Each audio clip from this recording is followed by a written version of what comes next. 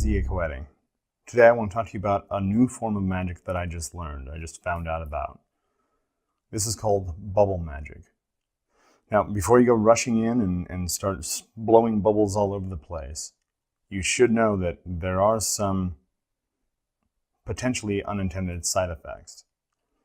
A specific kind of blowback unique to bubble magic. Now, if you've ever wanted to summon a demon, to make a pact with the devil, if you've ever wanted to sell your soul, or if you're a seasoned veteran and you want to take your magic to the deepest and darkest levels, then you need to call on Lucifuge. You can check out my Compendium of Lucifuge and my Pathworking video course at balg.co/Lucifuge. The other day, I was taking a very large shipment of Become a Living God's inventory from our old warehouse. Once everything was loaded and I was ready to get on the road, I looked over the truck loaded with products. And of course, I didn't want anything to happen to them. These aren't just products, these aren't just items to me. They're magical tools. They're gateways of power. And so I wanted to place some sort of blessing on the vehicle and on the travel and on the items that were in the truck. So that way I wouldn't have any concern about whether or not I was going to make it there with everything intact. I didn't have any of my magical tools or books or incense or anything really with me to jump into a cleansing, purification, and blessing ritual. I could have probably just reached out my hand and pushed my power towards the truck and envisioned a protective envelope. But I do like to take physical action, symbolic or in somehow connected to the action that I'm trying to stimulate. So I looked around to see what I could use that I had with me, or at least right in my immediate grasp. And I saw the perfect magic tool for this, or so I thought.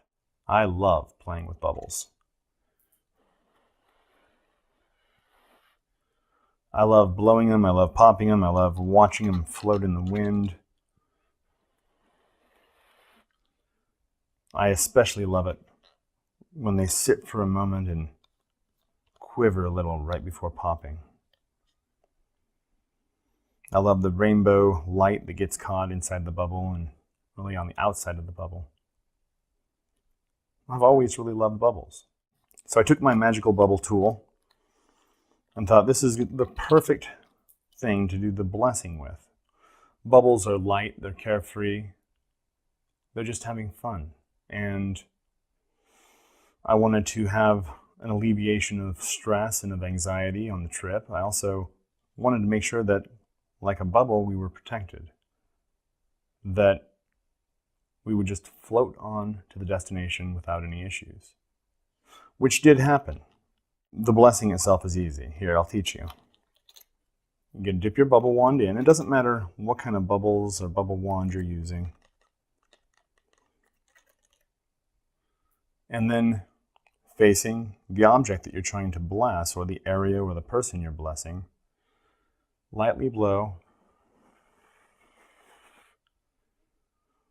and see if you can blow the bubbles straight at the thing that you're blessing.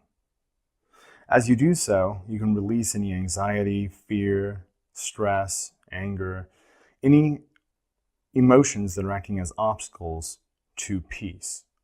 If you can get yourself to peace and to certainty and to confidence, everything goes smoothly.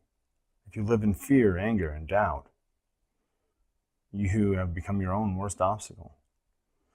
So I circled the moving truck and blew bubbles on it and imagined the light airiness of it.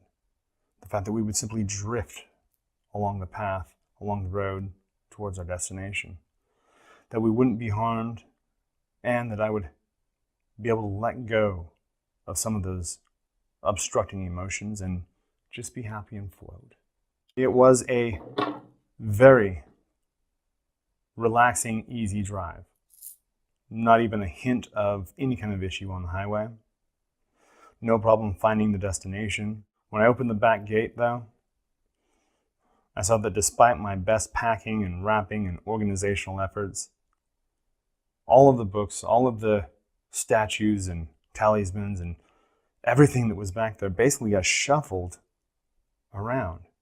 Some stacks tipped over, other stacks mysteriously misplaced. It's like some invisible creatures were having a party in the back of the truck while I was driving. I reminded myself that I need to slow down a little while I'm driving and maybe take my corners a little easier. My girlfriend made a suggestion. Maybe it was because of the bubble blessing. You see, bubbles are lightweight, they're carefree, they're innocent and fun. But they're also chaotic, aren't they?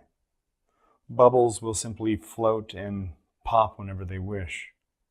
Sometimes when you try to blow bubbles, some of them don't even make bubbles at all, but just some sort of soapy spittle that shoots out at whatever you're pointing at.